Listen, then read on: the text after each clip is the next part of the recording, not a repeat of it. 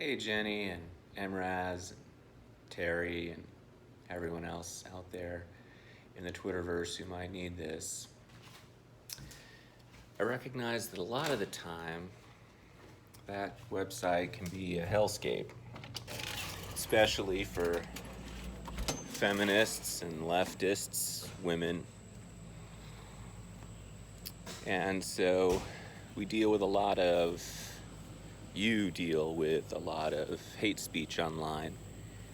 And somehow you manage to have the strength that honestly I don't have to stay online and engage and to educate.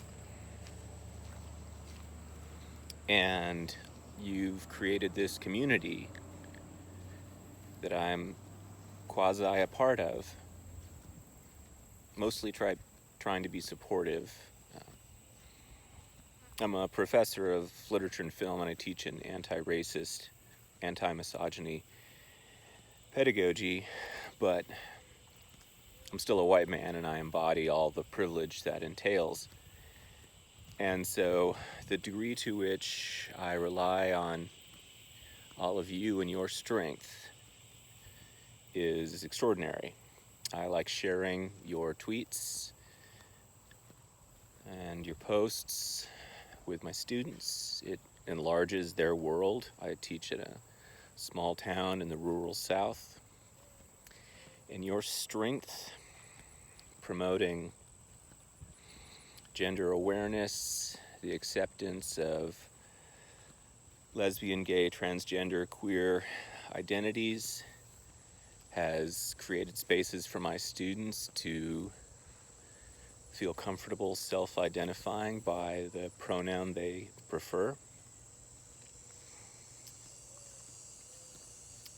This is something you've done. All of you have created a space where a new generation of young people believe in a world that looks like the world you want to live in.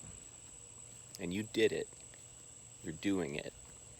And it looks bleak right now when we look at the images from Portland and Minneapolis and New York and every city, really.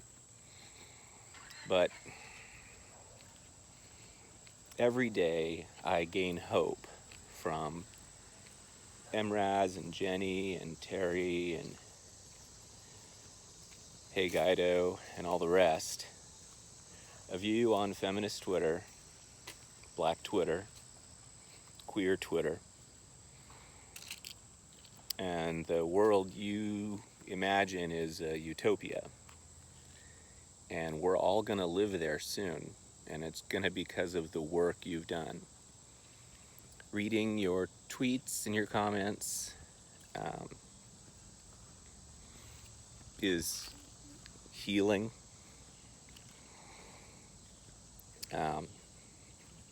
Gets me to get up and try to do better every day.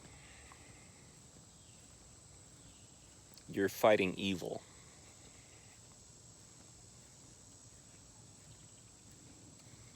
And that's the most important thing. You're heroes. Lisa Guerrero, Julie DiCario, Sarah Spain, Karen Fagan. All of you are just doing so much to make this world better. And if you read through your Twitter comments, you can feel the hatred. And so hopefully most of you don't, but I know some of you do. And so I just want you to know that I'm doing my best to be an ally. And this past few months has been awful and alienating and terrifying. And paradoxically, one of the places I found hope and solace is spending a lot of time on Twitter, listening to you, fighting for First Nation rights. Go Oklahoma. paying attention to not just presidential races, but city council races, state congressional offices, and seeing those small gains that aren't small gains. They're enormous, they're giant, and you did it. So, anyway, I wanted to thank you. Cis white guy, 2 kids, female partner, unkept yard.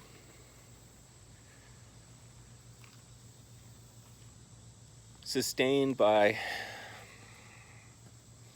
all of you being awesome. So, think this afternoon and evening of kittens purring because of you, neighbors you've never spoken to stopping and maintaining social distance and wearing a mask and saying, "I've always liked you."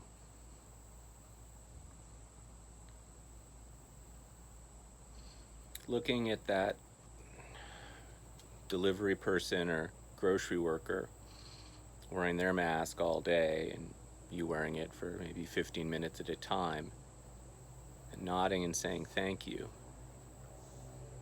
and knowing that we're all in this together, but you're leading.